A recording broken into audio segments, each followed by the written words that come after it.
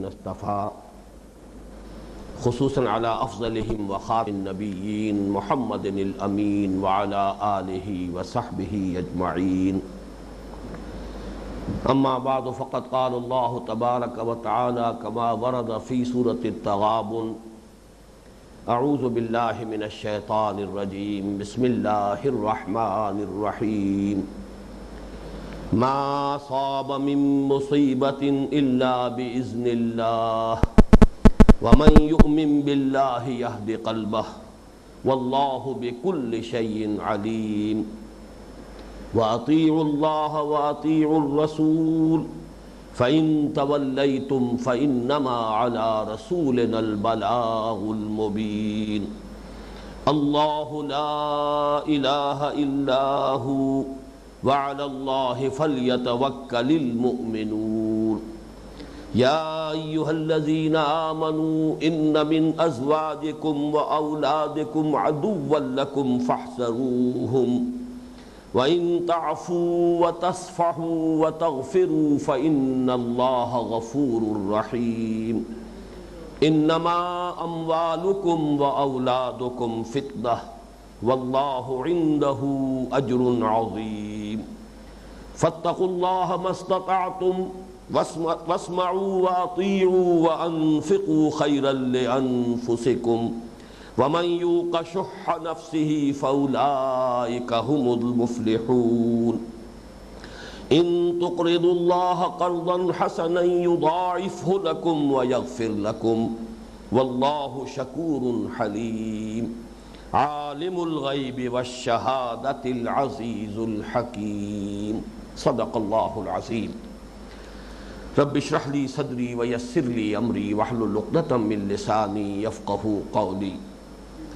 اللہم ربنا الہمنا رشدنا واعذنا من شرور انفسنا.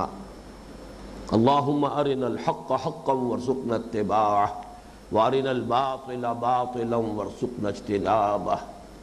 اللہم ربنا نور قلوبنا بالایمان واشرح صدورنا للاسلام ووفقنا لما تحب وترضى آمین یا رب العالمین. آج ہم اللہ کے نام سے سورہ تغابن کے دوسرے رکوع کے مطالعے کا آغاز کر رہے ہیں، جو 8 آیات پر مشتمل ہے، جن کی تلاوت ابھی میں نے کی ہے اور آپ نے سماعت فرمائی. اس سے قبل گزشتہ 4 نشستوں میں اولاً حسب معمول 4 تمہیدی امور سورہ تغابن کے بارے میں بیان ہوئے تھے. ثانیاً پہلے رکوع کی 10 آیات کا مطالعہ ہم نے بقدر امکان مکمل کر لیا تھا. چونکہ اس ریکارڈنگ کے سلسلے میں 2 ہفتے کا وقفہ پڑ گیا ہے، اس لیے 4 تمہیدی امور کو اختصار کے ساتھ دوبارہ ذہن میں تازہ کر لیں. نمبر 1، یہ قرآن حکیم کی ایمان کے موضوع پر جامع ترین صورت ہے. نمبر 2، قرآن حکیم کی صورتوں میں آیات کے مابین جو ربط ہوتا ہے نظم کلام کے اعتبار سے، واقعہ یہ ہے کہ یہ نہایت نمایاں، نہایت اعلیٰ، نہایت عمدہ مثال ہے. نمبر 3، جو بات اہم ہے وہ یہ کہ یہاں جو ایمان کی بحث ہے وہ کفر کے مقابلے میں نہیں ہے، بلکہ ایمان بمقابلہ نفاق. اس کی وضاحت میں کسی قدر تفصیل سے کر چکا ہوں، لیکن اس کے ضمن میں 2 باتیں میں چاہتا ہوں کہ مزید واضح ہو جائیں. یہ بات میں عرض کر چکا ہوں کہ یہ سلسلہ سور جو ہے سورہ حدید سے شروع ہو کر سورہ تحریم تک جو 10 مدنی صورتیں ہیں، ان سب کی یہ قدر مشترک ہے کہ ان میں خطاب امت مسلمہ سے ہے، کفار سے نہیں ہے. غیر مسلموں سے کوئی خطاب نہیں، اہل کتاب سے کوئی خطاب نہیں. ان کا تذکرہ بھی ہے تو ضمنی طور پر ہے، بطور نشان عبرت. کل کا کل خطاب مسلمانوں سے ہے. دوسرے یہ کہ خاص طور پر سورہ تغابن سے متصلاً قبل ہے سورہ منافقون. گویا کہ تصویر کے 2 رخ جو ہیں بالکل ملحق ہیں. تو یہاں پہلے منافقون کا تذکرہ ہے، پھر یہ حقیقت ایمان کا تذکرہ ہو رہا ہے. تو گویا کہ ایمان کا لفظ 2 چیزوں کے مقابلے میں آتا ہے، کفر کے مقابلے میں ایمان اور نفاق کے مقابلے میں ایمان. تو یہاں جو ساری گفتگو ہے در حقیقت وہ نفاق کے مقابلے میں ایمان کی ہے. گویا کہ ایمان حقیقی کی بات ہو رہی ہے. اس میں دو باتوں کی وضاحت جو میں نے عرض کیا تھا کہ آج میں کرنا چاہتا ہوں مزید، کہ آیت نمبر 2 میں جو فرمایا فَمِنْكُمْ كَافِرٌ وَمِنْكُمْ مُؤْمِنٌ هُوَ الَّذِي خَلَقَكُمْ، وہی ایک اللہ ہے جس نے تم سب کو پیدا کیا، تو کوئی تم میں سے مومن ہے، کوئی کافر ہے۔ یہاں در حقیقت کافر سے مراد منافق ہے، اس لیے کہ منکم یہاں فَمِنْكُمْ مُؤْمِنٌ وَمِنْكُمْ كَافِرٌ یا منکم کافر ومنکم مومن، کیونکہ ان تمام صورتوں میں خطاب جو ہے مسلمانوں سے، تو منکم سے مراد امت مسلمہ ہے۔ امت مسلمہ میں دونوں طرح کے لوگ موجود ہیں، وہ بھی کہ جو حقیقتاً ایمان سے بہرور ہیں، مشرف ہیں، اللہ تعالیٰ نے دولت ایمان حقیقی انہیں عطا فرمائی ہے، ان کے سینوں کو اس کے نور سے منور کیا ہے، اور وہ لوگ بھی ہیں کہ جو اندر نفاق کا روگ رکھتے ہیں، فی قلوبہم مرض فزادہم اللہ مرضا، نام کے مسلمان ہیں، دعوے کے اعتبار سے مومن ہیں۔ وَمِنَ النَّاسِ مَن يَقُولُ آمَنَّا بِاللَّهِ وَبِالْيَوْمِ الْآخِرِ وَمَا هُمْ بِمُؤْمِنِينَ۔ تو معلوم یہ ہوا کہ دوسری آیت میں بھی نوٹ کر لیجئے، فَمِنْكُمْ كَافِرٌ وَمِنْكُمْ مُؤْمِنٌ، یہاں خطاب امت مسلمہ سے ہے اور کافر سے مراد منافق ہے۔ اسی طرح آیت نمبر 9 میں جو بات آئی تھی فَآمِنُوا بِاللَّهِ وَرَسُولِهِ وَالنُّورِ الَّذِي أَنزَلْنَا وَاللَّهُ بِمَا تَعْمَلُونَ خَبِيرٌ۔ تو یہاں پر بھی یہ ایمان کی دعوت در حقیقت کفار کو نہیں دی جا رہی، یہ دعوت ایمان مسلمانوں کو دی جا رہی ہے کہ نام کے مسلمانوں حقیقتاً مسلمان بنو، یا نام کے مومنوں یا ایمان کے دعوے داروں ایمان حقیقی سے بہرور ہونے کی کوشش کرو۔ چنانچہ اس کا مثنیٰ جو ہے، ہر مضمون جو اہم مضمون ہے قرآن مجید میں کم سے کم 2 مقامات پر ضرور آتا ہے، تو اس کا مثنیٰ جو ہے وہ سورہ نساء کی آیت نمبر 136 ہے، یا ایھا الذین آمنوا آمنوا باللہ ورسولہ والکتاب الذی نزل علی رسولہ والکتاب الذی انزل من قبل۔ یہ آیت اگر نہ ہوتی تو شاید جو بات میں اس وقت عرض کر رہا ہوں سورہ تغابن کی اس آیت کے بارے میں، وہ بہت سے حضرات کے لیے ناقابل قبول ہو جاتی، لیکن قرآن مجید میں القرآن یفسر بعضہ بعضا، قرآن کا ایک حصہ دوسرے اس کی تفسیر بیان کرتا ہے۔ اگر کسی جگہ کوئی بات تو کسی دوسرے مقام کے حوالے سے اس کی پوری وضاحت ہو جاتی ہے، کیا مسئلہ ہے۔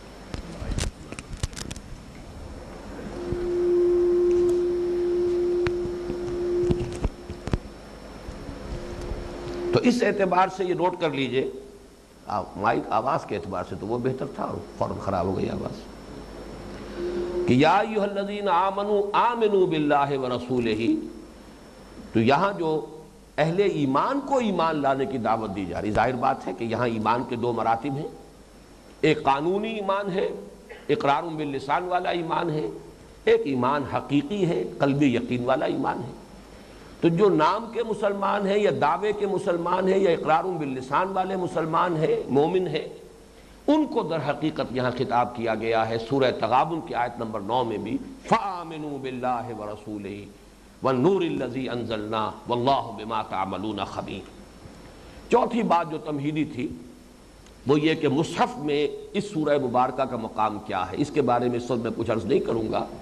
میں نے جیسا کہ اشارہ کیا ہے سورہ حدید سے سورہ تحریم تک جو 10 مدنی صورتیں ہیں، قرآن حکیم میں تعداد کے اعتبار سے یہ مدنی صورتوں کا سب سے بڑا گلدستہ ہے۔ ان میں کچھ مشترک مضامین ہیں، ان پر تفصیل سے گفتگو ہوگی انشاءاللہ تعالی جب سورہ حدید کا ہم مطالعہ کریں گے۔ دوسری چیز جو میں نے عرض کی کہ ہم مکمل کر چکے ہیں، وہ اس سورہ مبارکہ کے پہلے رکوع کی 10 آیات کا اپنی امکانی حد تک مطالعہ ہم نے مکمل کر لیا تھا، لہذا اب اس کے بارے میں اس وقت کچھ عرض نہیں کروں گا، ورنہ تو ہم آگے کچھ بھی پڑھ نہیں پائیں گے۔ البتہ اب دوسرے رکوع کے بارے میں جو اس کی ترتیب ہے اس کو سمجھ لیجئے۔ جیسا کہ میں نے عرض کیا تھا کہ قرآن حکیم میں یہ سورتوں میں مضامین کی ترتیب کی ایک نہایت نمایاں اور نہایت اعلیٰ مثال ہے۔ پہلے رکوع کی 10 آیتیں، 7 آیتوں میں ایمانیات ثلاثہ کا بیان، 3 آیتوں میں ایمان کی دعوت، دونوں کو جوڑنے والا کلمہ فا، فَآمِنُوا بِاللَّهِ وَرَسُولِهِ وَالنُّورِ الَّذِي أَنزَلْنَا۔ دوسرے رکوع کی 8 آیتوں میں، پہلی 5 آیتوں میں ثمرات ایمان، ایمان کے نتائج کیا نکلنے چاہیے۔ اگر ایمان حقیقی ہے تو کچھ تو اس کے مظاہر ہوں گے، کچھ نہ کچھ اس کی علامات ہوں گی، کچھ نہ کچھ اس کے نتائج ہوں گے، کچھ مضمرات ہوں گے جو ظاہر ہو جائیں گے، کچھ مقدرات ہوں گے کہ جو نمایاں ہو جائیں گے۔ آخر درخت جو ہے وہ اپنے پھل سے پہچانا جاتا ہے، آم کا درخت جو ہے اس میں آم لگے گا، اگر نہیں لگ رہا ہے تو کہیں نہ کہیں کوئی گڑبڑ ہے، کوئی خرابی ہے، درخت مریض ہے، یا یہ کہ وہ درخت نظر آ رہا ہے آم کا، حقیقت میں آم کا درخت نہیں، دو کے سوا کوئی اور شکل نہیں۔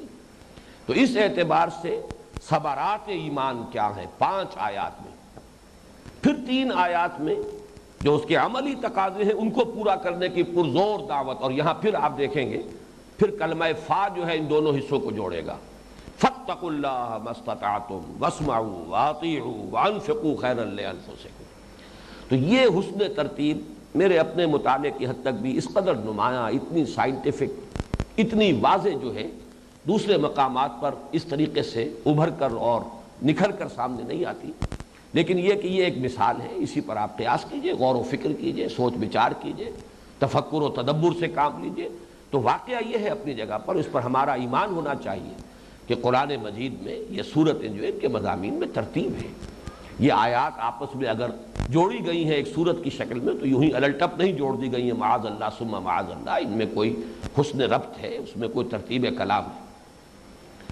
اب جہاں تک ثمرات ایمان کا تعلق ہے، ہماری کوشش ہوگی کہ اب 2 نشستوں میں تو ہم ان کا مطالعہ مکمل کر لیں، اور پھر 2 نشستوں میں جو ان کے عملی تقاضوں کو پورا کرنے کی زوردار دعوت ہے، تو 4 نشستوں میں ہمارا یہ دوسرے رکوع کا مطالعہ جو ہے انشاءاللہ مکمل ہوگا۔ اس ثمرات ایمان کو سمجھنے کی اور اس کے فہم اور شعور کو حاصل کرنے کی اہمیت کیا ہے اسے سمجھ لیجئے۔ جیسا کہ میں نے ابھی عرض کیا کہ درخت اپنے پھل سے پہچانا جاتا ہے، اگر ایمان حقیقی ہے تو اس کے کچھ نہ کچھ مظاہر ہوں گے، کچھ علامات ہوں گی، کچھ نتائج، کچھ ثمرات، اور انہی سے پہچانا جائے گا کہ ایمان ہے یا نہیں۔ اسی اعتبار سے یہ گویا کہ ہمارے لیے، ہم میں سے ہر شخص کے لیے کسوٹی ہے جو فراہم ہو جائے گی کہ ہم اپنے آپ کو ناپیں اور تولیں، حقیقی ایمان ہے یا نہیں ہے۔ اس پر ہم دوسروں کو نہیں ناپ تول سکتے، دوسروں کے ساتھ معاملہ قانونی سطح پر ہوگا، جو بھی دعویٰ ایمان کر رہا ہے وہ مسلمان مانا جائے گا۔ حضور کے زمانے ہی میں تھا کہ کسی کو تعین کے ساتھ بھی حضور کو تو یہ حق حاصل تھا کہ منافق قرار دے دیں، اگرچہ حضور نے اپنا یہ حق جو ہے اور اپنا اختیار استعمال نہیں کیا۔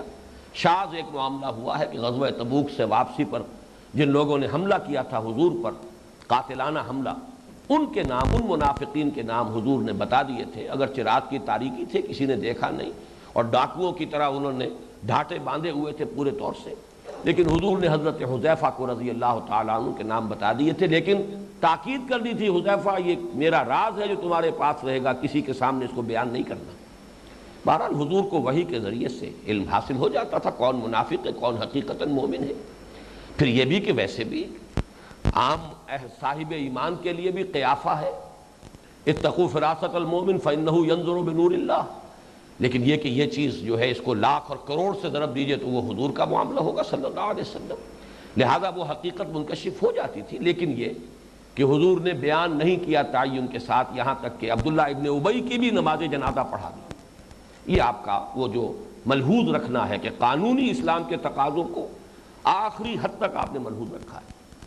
لیکن یہ کہ ہم خود اپنے اندر تو جھانک سکتے ہیں، ہمیں تو اصل مسئلہ یہ ہے کہ کلہم آتی ہے یوم القیامت فردا، میرا اور آپ کا اور ہر مسلمان کا ذاتی مسئلہ یہ ہونا چاہیے جسے آخرت پر ذرا بھی ایمان اور یقین حاصل ہے کہ وہ یہ سوچے۔ یہ مولانا روم کا بڑا پیارا شعر ہے کہ جان جملہ علم ہا ای نست و بس، این است و این جان جملہ علم ہا ای نست و این تابدانی من کیم در یوم دین، کل علوم کا خلاصہ اور حاصل لب لباب تو یہ ہے کہ تمہیں یہ معلوم ہو جائے کہ یوم دین جو آنا ہے قیامت کے دن، اس روز میں کیا ہوں گا، میرا شمار اہل ایمان میں سے ہوگا یا اہل نفاق میں سے ہوگا۔ یہ مجھے تو فیصلہ کرنا چاہیے، آپ کو فیصلہ کرنا چاہیے، ہر شخص کو اس کے بارے میں سوچنا چاہیے۔ ایمان کے دعوے دار تو ہم ہیں، قانونی ایمان تو ہمیں وراثتاً مل گیا ہے، وہ حقیقی ایمان بھی ہے کہ نہیں کہ جو قیامت کے دن تسلیم کیا جائے کہ اللہ مانے کہ ہاں یہ میرا بندہ مومن ہے۔ یہ ہے وہ معاملہ کہ جس کی کہ ہر شخص کو فکر ہونی چاہیے، اس کے لیے کسوٹی ہونی چاہیے۔ تو ان 5 آیات میں واقعہ یہ ہے کہ یہ نہایت اہم مضمون نہایت معجزانہ اختصار کے ساتھ اور نہایت سائنٹیفک ترتیب کے ساتھ بیان ہوا ہے۔ چنانچہ جو میں بار بار لفظ استعمال کر رہا ہوں، صورتوں میں، مضامین میں جو ربط اور کلام، ربط اور ترتیب ہوتی ہے، میرے نزدیک ثمرات ایمان کے بیان میں جو حسن ترتیب یہاں 5 آیتوں میں آئی ہے، یہ شاید سب سے زیادہ معجز نما مقام ہے قرآن حکیم کا۔ میں نے کسی قدر وضاحت آخری نشست میں کر بھی دی تھی، لیکن یہ کہ اس وقت نوٹ کر لیجئے کہ پہلے تو آپ ویژولائز کیجئے ایک فرد کو فرد کی حیثیت سے، میں ہوں، آپ ہیں، ہم سب اپنی جگہ پر ایک اکائی ہے، ایک مکمل شخصیت اللہ نے ہمیں عطا کی ہے۔ پھر یہ کہ ہمارا ایک ربط و تعلق ہے ماحول سے، دنیا میں رہتے ہیں تو مال و اسباب دنیاوی کی بھی ضرورت ہے، دنیا میں ہے تو رشتہ و پیوند بھی ہے، والدین بھی ہیں، اولاد بھی ہے، بھائی بہن بھی ہے، بیوی ہے، شوہر ہے، رشتہ دار ہے، قوم ہے۔ جو بہت خوبصورتی سے اقبال نے جو ایک مصرے میں سمویا ہے، یہ مال و دولت دنیا، یہ رشتہ و پیوند، اس میں سمو لیا ہے۔ یہ وہ چیزیں جو ہماری فرد جو انفرادی شخصیت اس کے بعد ثانوی درجے میں ہے۔ ایک انفرادی شخصیت کے بھی 2 پہلو ہیں۔ ایک پہلو یہ ہے کہ مجھ پر جو حالات وارد ہو رہے ہیں، آپ پر جو حالات وارد ہو رہے ہیں، کبھی کوئی خوشگوار بات ہو جاتی، کبھی ناگوار بات آتی، کبھی ایسی بات جس سے خوشی ہوتی ہے، کبھی ایسی بات جس سے رنج ہوتا ہے، غم ہوتا ہے، کوئی چیز جو ہے وہ ہمیں ناپسند ہے، کوئی چیز ہمیں پسند ہے۔ تو یہ جو حوادث و واقعات ہیں، یہ ہم پر اثر انداز ہوتے ہیں، یہ ہم پر وارد ہوتے ہیں، یہ ہماری شخصیت کا ایک رخ ہے۔ اور ہماری انفرادی شخصیت کا دوسرا رخ کیا ہے؟ وہ اعمال ہیں جو ہم سے صادر ہو رہے ہیں۔ آپ کا ہاتھ کچھ کر رہا ہے، آپ کے پاؤں کچھ کر رہے ہیں، آپ کی زبان کچھ کر رہی ہے، آپ کے اعضاء و جوارح سے یہ اعمال صادر ہوتے ہیں ہماری شخصیت سے، وہ حالات ہم پر وارد ہوتے ہیں۔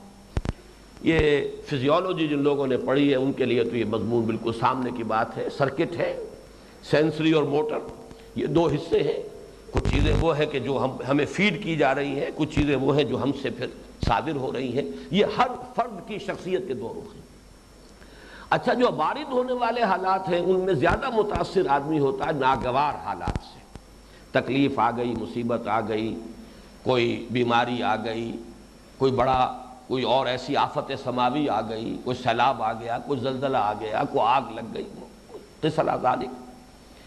تو اس لیے اگرچہ وارد ہونے والے حالات دونوں طرح کے ہیں، لیکن زیادہ انسان متاثر ہوتا ہے تکالیف سے، مصائب سے، ناگوار حالات سے۔ اس کے بارے میں ایمان اگر دل میں ہے تو کیا نقطہ نظر ہونا چاہیے، کیا زاویہ نگاہ ہونا چاہیے، کیا مینٹل ایٹیچیوڈ ہونا چاہیے، سب سے پہلے اس کو بیان کیا گیا۔ پھر جو صادر ہونے والے معاملات ہیں، وہ افعال و اعمال جو ہم سے صادر ہو رہے ہیں، اس کے بارے میں 2 باتیں۔ نمبر 1 یہ کہ وہ اللہ اور اس کے رسول کی اطاعت کے سانچے میں ڈھل کر نکلنے چاہیے۔ یہ الفاظ مجھے بہت عزیز ہیں، اس لیے کہ یہ فانی کا ایک شعر ہے اصل میں، جس میں یہ خوبصورت تعبیر کا انداز اختیار کیا گیا ہے کہ فانی تیرے عمل ہمتن جبر ہی سہی، سانچے میں اختیار کے ڈھالے ہوئے تو ہیں۔ تو ہمارے جو بھی عمل ہمارے وجود سے خارج ہو رہے ہیں، صادر ہو رہے ہیں، اگر ایمان حقیقی ہے تو اس کا لازمی تقاضا یہ ہے کہ چاہے کوئی عمل یا فعل ہمارے ہاتھ سے صادر ہوا، یا ہماری ٹانگوں سے صادر ہوا، یا ہماری زبان سے صادر ہوا، جو بھی صادر ہو رہا ہے وہ اللہ اور اس کے رسول کی اطاعت کے سانچے میں ڈھلے۔ اور نمبر 2، اب اس میں جو امید ہوتی ہے، جو انسان کے عزائم ہوتے ہیں، جو توقعات ہوتی ہیں، کسی نہ کسی مقصد کے لیے آدمی کام کر رہا ہوتا ہے، اس کے ضمن میں ایمان حقیقی کا نتیجہ کیا نکلنا چاہیے۔ تو گویا کہ 3 آیات آئیں گی یہاں کہ جن میں فرد کو ایک فرد کی حیثیت سے ویژولائز کر کے اس پر وارد ہونے والے خاص طور پر ناگوار حالات کے ضمن میں اس کا ذہنی رد عمل کیا ہونا چاہیے، پھر جو اس سے صادر ہو رہے افعال و اعمال ان کی ظاہری شکل و صورت کیا ہونی چاہیے، اور ان کے بارے میں مینٹل ایٹیٹیوڈ کیا ہونا چاہیے، اس سے مقصود کیا ہو، اس کے بارے میں انسان کی سوچ اور زاویہ نگاہ کیا ہو۔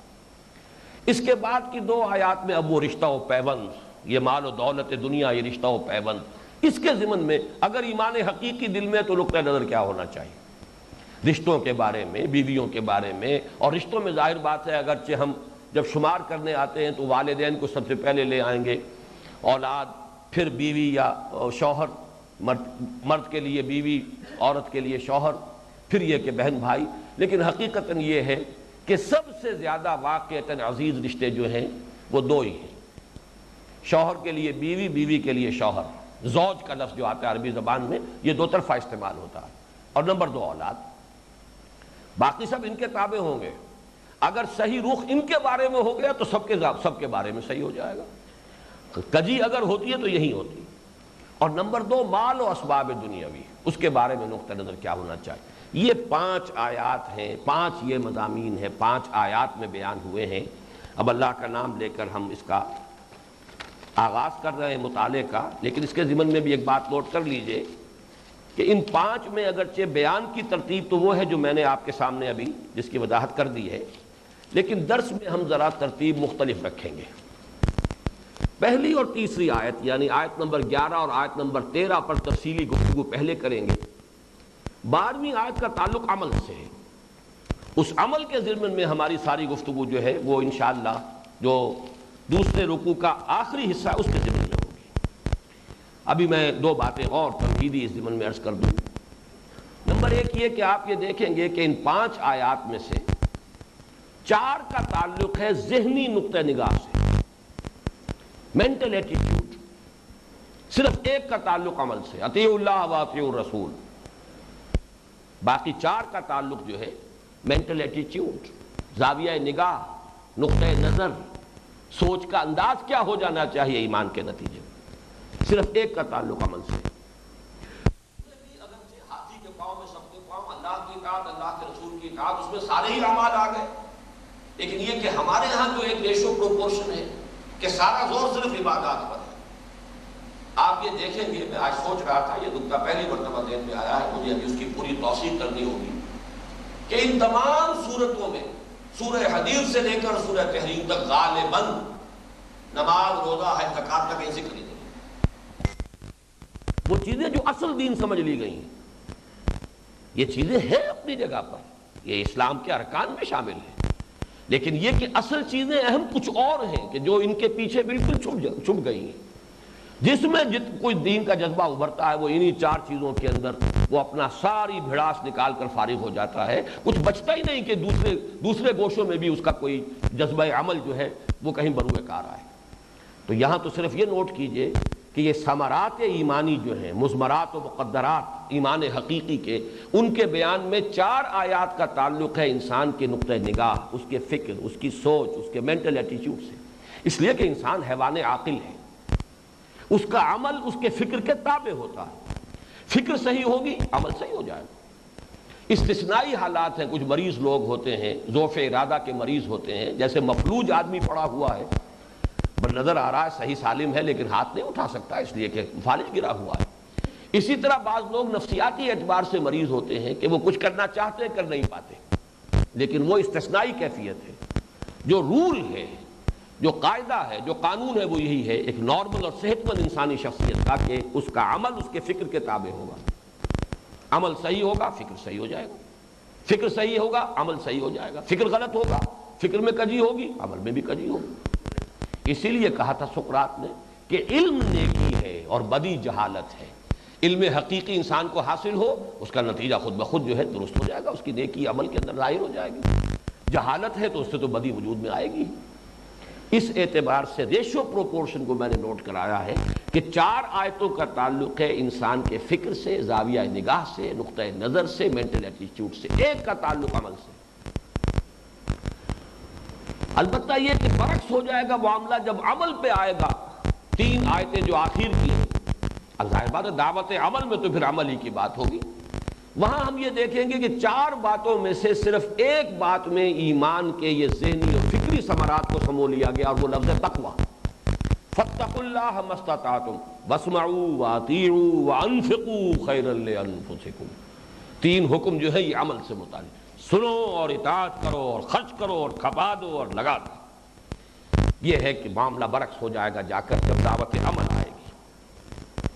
اور حضور نے جیسا کہ حدیث آپ نے بارہا سنی ہوگی کہ تقویٰ کے بارے میں آپ نے فرمایا تھا التقویٰ ہا ہونا، التقویٰ ہا ہونا. تقویٰ یہاں ہوتا ہے، قلب میں، سینے میں ہوتا ہے. آپ نے اپنے سینہ مبارک کی طرف اشارہ کر کے فرمایا. اب آئیے جیسا کہ میں نے عرض کیا تھا کہ یہ آیت نمبر 11 اور آیت نمبر 13 ان دونوں میں پہلے تو ترجمہ کر لیجئے. ما صاب من مصیبت الا باذن اللہ. نہیں پڑھتی کوئی پڑھنے والی، لفظی ترجمہ تو یہ ہوگا، اصابہ یصیبو پڑھنا، واقع ہونا کسی شے پر، مصیبت یا مصیب، مصیب اس میں فاعل ہوا مذکر، مصیبت مصیبتن اس میں فاعل ہو گیا مؤنث۔ مصیبت کا لفظ جو ہے وہ خیر کے لیے بھی آئے گا اور شر کے لیے بھی آئے گا، خوشگوار چیز کے لیے بھی آئے گا اپنی لغوی اصل کے اعتبار سے، اور ناگوار شے کے لیے بھی آئے گا، لیکن اس کا استعمال جو ہے، جو اس کا غالب استعمال ہے وہ تکلیف دیش ہے۔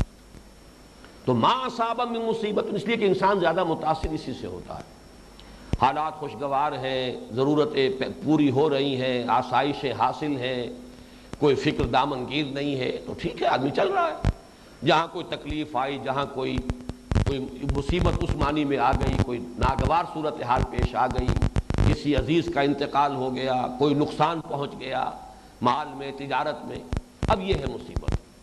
فرمایا ما اصاب من مصیبت الا باذن اللہ، نہیں پڑھتی کوئی پڑھنے والی مگر اللہ کے اذن سے۔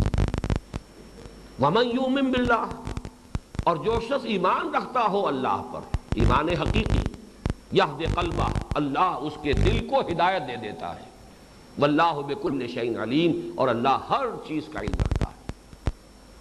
واطیعوا اللہ واطیعوا الرسول، اور اطاعت کرو اللہ کی اور اطاعت کرو اس کے رسول کی صلی اللہ علیہ وسلم۔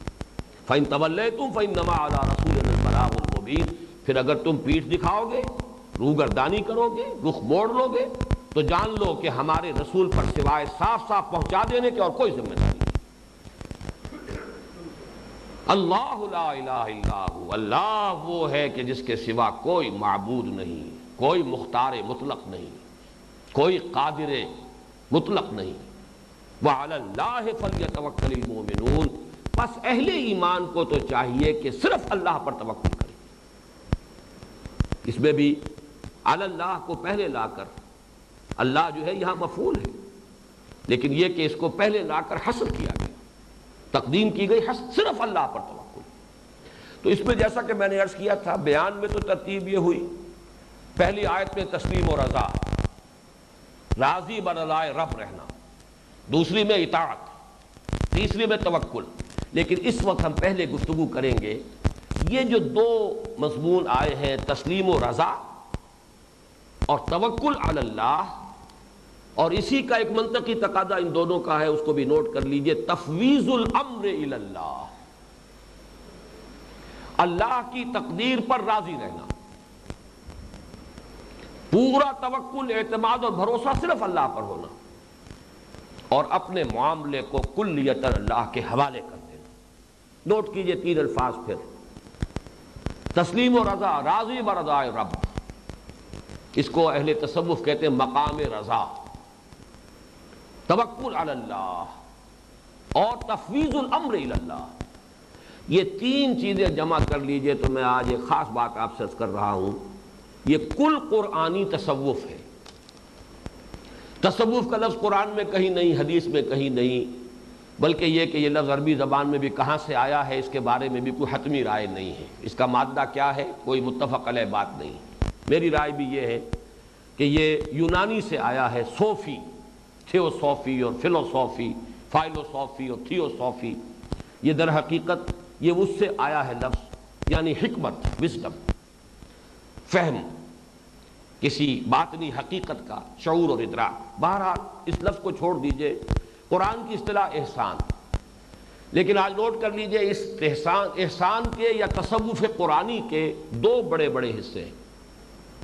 نمبر ایک علمی، اور علمی کے پھر دو حصے ہیں، ایک تو ہے جو اصل تصوف ہے، اور اس کا موضوع کیا ہے، ایمان کی گہرائی اور گہرائی میں اضافہ ہوتا چلا جائے، یہاں تک کہ یہ ایمان حدیث جبرائیل میں جو الفاظ آئے ہیں، ان تعبد اللہ کانک تراہ فإن لم تکن تراہ فإنہ یراک، اس درجے تک پہنچ جائے، یہ احسان ہے۔ اتنا یقین کہ گویا کہ اللہ کو اپنی آنکھوں سے دیکھ رہے ہو، اور اگر یہ نہیں تو کم سے کم اس درجے تک تو رسائی ہو جائے کہ ہر وقت یہ بات مستحضر رہے کہ اللہ مجھے دیکھ رہا ہے۔ یہ استحضار، یہ گہرائی اور گہرائی ایمان کی، یہی کل تصوف ہے۔ البتہ اس کے ساتھ ہی علمی اعتبار سے تصوف کا ایک موضوع اور بھی ہے، وہ علم الحقائق، خاص طور پر فلسفہ وجود اب اس میں وحدت الشہود اور وحدت الوجود وغیرہ مختلف سکولز آف تھاٹ ہیں. یہ کوئی دین و ایمان کا مسئلہ نہیں ہے، یہ فلسفے کا مسئلہ ہے. اگرچہ یہ تصوف کا، چونکہ جو بھی لٹریچر اس وقت دنیا میں موجود ہے اور جو ائمہ تصوف ہیں، جو اس میں محققین ہیں، یہ چونکہ یہ ان کا موضوع ہے اس لیے میں ذکر کر رہا ہوں، یہ بھی علمی موضوع ہے، لیکن اس کا دین و ایمان سے کوئی تعلق نہیں، اس کا تعلق فلسفے سے.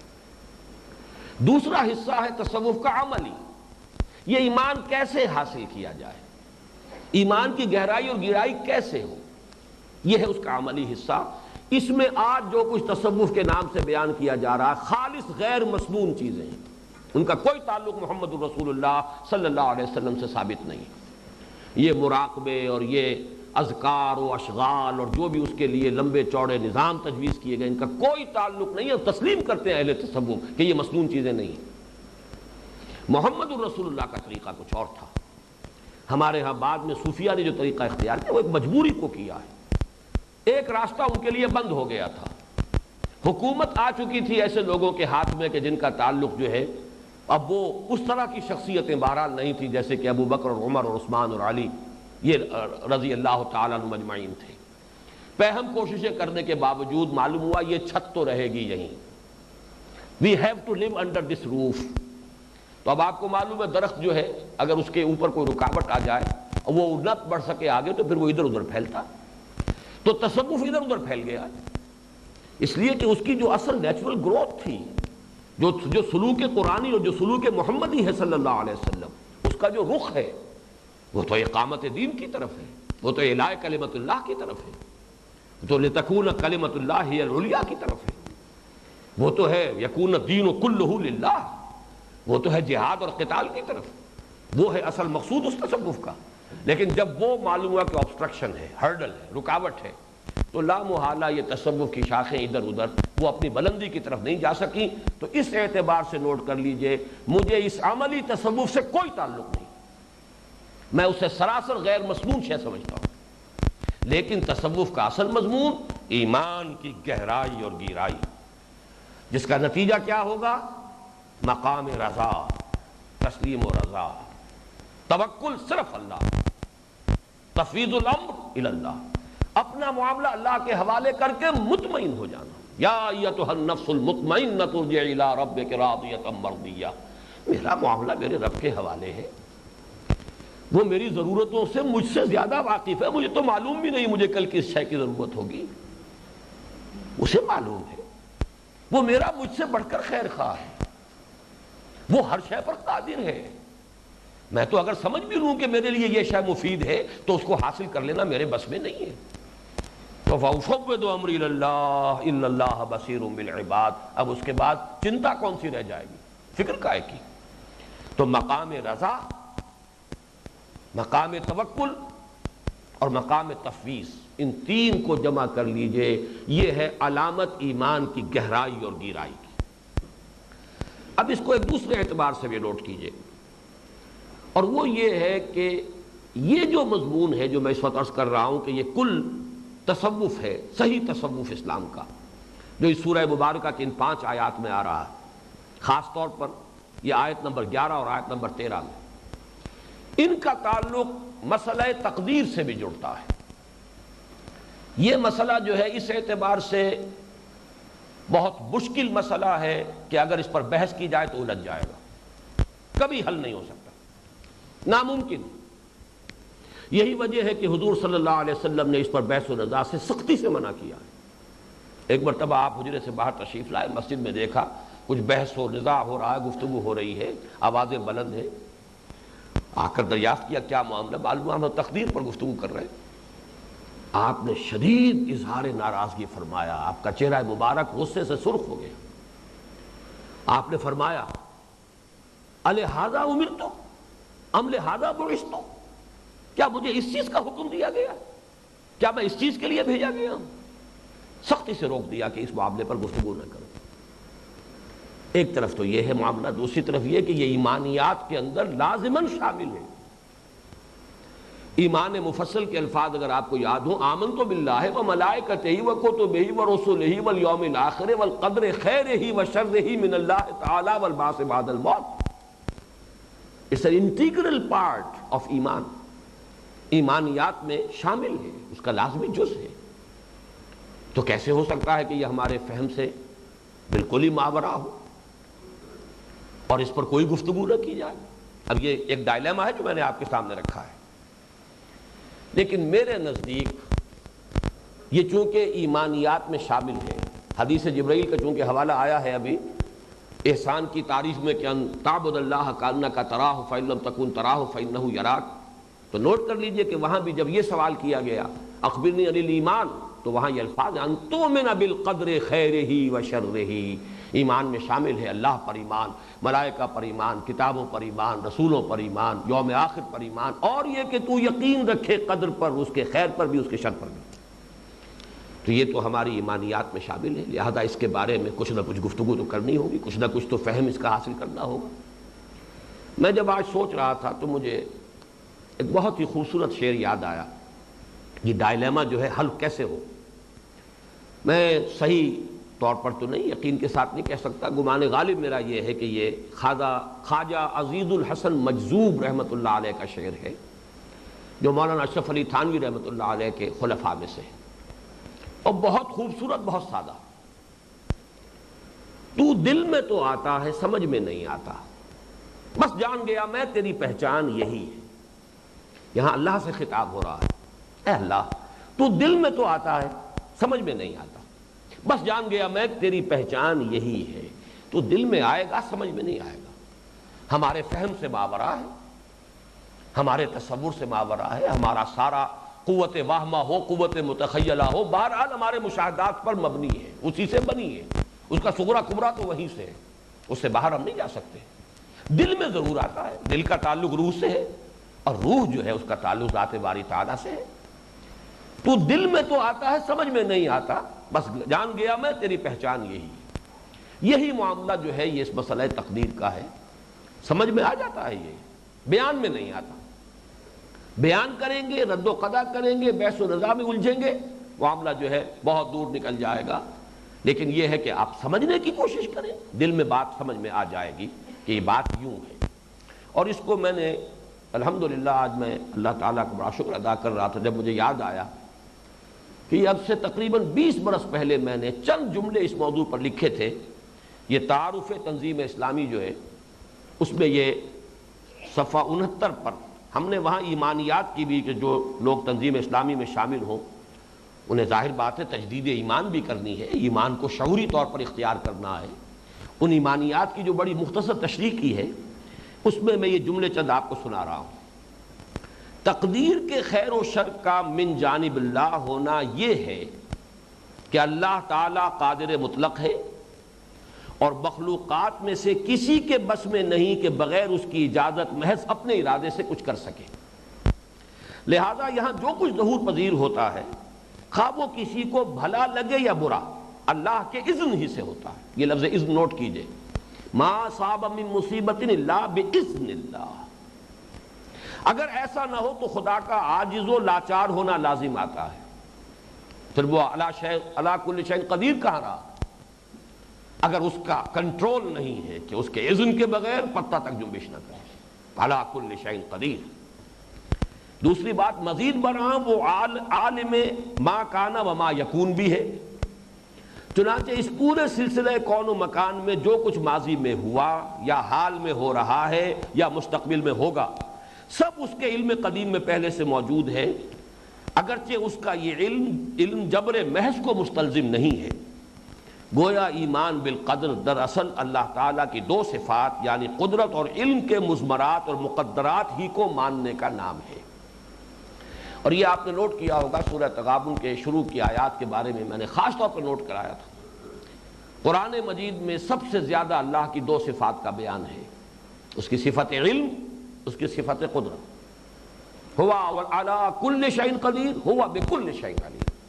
اب ان دونوں چیزوں کی تھوڑی تھوڑی سی میں چاہتا ہوں کہ وضاحت کر دوں۔ نمبر 1، ہوا علی کل شیء قدیر۔ اب اس کو ذرا، جس کو مولانا احمد علی لاہوری صاحب فرمایا کرتے تھے کہ اسے ذرا پکاؤ جا کر، اس ایک جملے کو ذرا اس پر مراقبہ کر لیجئے۔ اس وقت میں وہ لفظ استعمال کر رہا ہوں صوفیاء کا، اس کو ذہن میں اچھی طریقے سے راسخ کیجئے، ہر چیز پر قادر ہے، لہذا اس کے اذن کے بغیر پتہ بھی نہیں ہل سکتا۔ لیکن یہاں اب ایک نوٹ آف کوشن ہے، اذن اور ہے، رضا اور ہے، ان دونوں کو آپس میں کنفیوز نہ کریں۔ اجازت اور ہے، اللہ کا راضی ہونا اور ہے۔ اجازت کے بغیر پتہ بھی نہیں ہلے گا، اجازت کے بغیر چور چوری نہیں کر سکتا، اس لیے کہ جو شخص نکلا ہے چوری کے ارادے سے، نہ معلوم اس کائنات کی کتنی قوتیں ہیں، کتنی فورسز آف نیچر ہیں جو درمیان میں حائل ہیں، یہ سب کے سب موافقت کریں گی تو کہیں وہ اپنے مقصد کو پورا کر سکے گا، یہ سب اللہ کے کنٹرول میں ہے۔ اذن رب کے بغیر انسان جو ہے کچھ نہیں کر سکتا۔ لیکن یہ کہ اذن اور ہے، رضا اور ہے۔ اللہ راضی نہیں ہے، راضی خیر سے ہے، بھلائی سے ہے، نیکی سے ہے، بر سے ہے، تقوی سے ہے، اور ناراض ہوتا ہے کفر سے اور شرک سے اور نفاق سے اور فسق سے اور فجور سے۔ دوسری طرف ہوا بکل شیء علیم، وہ ہر چیز کا علم رکھتا ہے، اور اس کا علم آن واحد میں ماضی، حال اور مستقبل کو محیط ہے۔ اسی کو قرآن میں دوسری جگہ پر کتاب کہا جاتا ہے۔ یہ ابھی ہم تقابل کریں گے سورہ حدید کی آیت سے تو یہ بات اور واضح ہو جائے گی۔ لہذا جو کچھ اس کے علم میں ہے وہ ہو کر رہے گا، اس کے علم میں ہے کہ یہ بات یوں ہونی ہے، وہ ہو کر رہے گی، ٹل نہیں سکتی، اس لیے کہ اس کا علم غلط نہیں ہو سکتا۔ لیکن یہاں بھی نوٹ آف کوشن ہے کہ پری نالج پری ڈٹرمینیشن کو مستلزم نہیں ہے، علم پہلے ہونا لازم نہیں ہے کہ جبر بھی ہو۔ جس کی مثال میں یہ دیا کرتا ہوں کہ اگر آپ کسی بچے کے بارے میں اندازہ لگاتے ہیں کہ آپ نے اس کی طرف گیند پھینکی، متوجہ ہو جائے گا، متوجہ ہو گئے، لیکن آپ کا اندازہ درست نکلا ہے، بچہ اپنی مرضی سے متوجہ ہوا ہے، آپ کے جبر کے تحت نہیں ہوا۔ اس مثال کو آپ ہزار لاکھ کروڑ سے ضرب دے لیجئے، اللہ کے علم میں ہے میں یہ کروں گا، لیکن اللہ نے مجھے مجبور نہیں کیا وہ کام کرنے کے لیے، وہ میں اپنے آزاد مرضی سے کرتا ہوں۔ فری ایجنٹ ہے انسان کے اندر، فری ول ہے، اگرچہ بہت سے اعتبارات سے انسان مجبور بھی ہے۔ ظاہر بات ہے میں ہندوستان میں پیدا ہوا، اب جو ہماری نسل ہے پاکستان میں پیدا ہو رہی ہے، یہ میرا چوائس تو نہیں تھا۔ مجھے جو شکل و صورت ملی ہے، جو رنگت ملی ہے، جو اعضاء و جوارے ملے ہیں، جو بھی صلاحیتیں ملی ہیں، وہ میرا چوائس تو نہیں ہے۔ نہ معلوم کہاں سے جینز چلے آ رہے ہیں، کچھ دادا پردادا سگڑ دادا کہاں کے جینز آ گئے، کہیں نانا کی طرف سے آ گئے یا دادا کی طرف سے آ گئے، مل ملا کے میری شخصیت بن گئی، میرا کوئی چوائس تو نہیں۔ تو بہت سے اعتبارات سے انسان جو ہے، وہ جو میکڈوگل کا نظریہ ہے کہ انسانی شخصیت جو ہے وہ ہیریڈیٹری فیکٹرز، جو بھی وراثت کے جو اوصاف ہیں، اور نمبر دو انوائرمنٹل فیکٹرز، ماحول کے جو اثرات ہیں، ان سب کا مرکب ہے۔ بہت حد تک صحیح ہے یہ قول، لیکن یہ کہ اس کا یہ مطلب نہیں ہے کہ فری ول سرے سے نہیں ہے۔ یقیناً یہ تمام چیزیں لمیٹیشن کے فیکٹرز ہیں، لیکن فری ول ہے کہ جو اس کے اندر ہی اندر وہ بروئے کار آتی ہے اور فیصلہ کن بن جاتی ہے۔ بہرحال ان دونوں اگر اللہ تعالیٰ کی صفات کو مستحضر رکھا جائے تو اب اس کا ایک نتیجہ نکلتا ہے، جو کچھ مجھ پر بیت رہا ہے یا بیتا ہے، خواہ اسباب ظاہری کچھ بھی ہو، فلاں نے مجھے تھپڑ مارا، فلاں نے مجھے پتھر مار دیا، فلاں نے میرا یہ نقصان کر دیا، فلاں نے میری یہ شکایت کر دی، چغلی کھا دی، فلاں نے جو ہے میرے ان معاملات کو اس طرح بگاڑ، صحیح، یہ غلط نہیں ہے، لیکن اس سے بالا تر ایک حقیقت سامنے رہے گی، بغیر اذن رب نہ یہ پتھر مجھے لگ سکتا تھا، نہ اس کا تھپڑ مجھے لگ سکتا تھا، نہ اس کی ساری کوشش کے باوجود میرا کوئی نقصان ہو سکتا تھا، بغیر اذن رب تو ممکن ہی نہیں۔ نتیجہ کیا ہے؟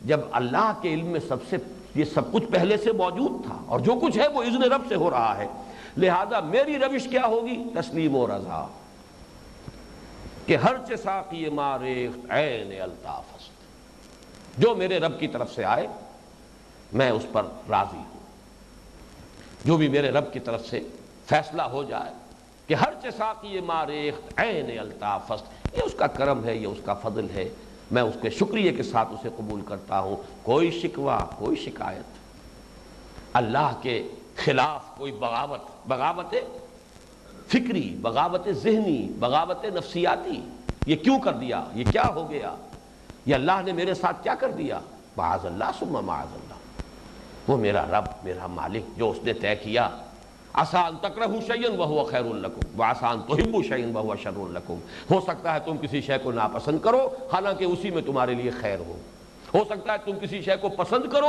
حقیقت میں وہ تمہارے لیے شر ہو، واللہ یعلم وانتم لا تعلمون، اللہ جانتا ہے تم نہیں جانتے۔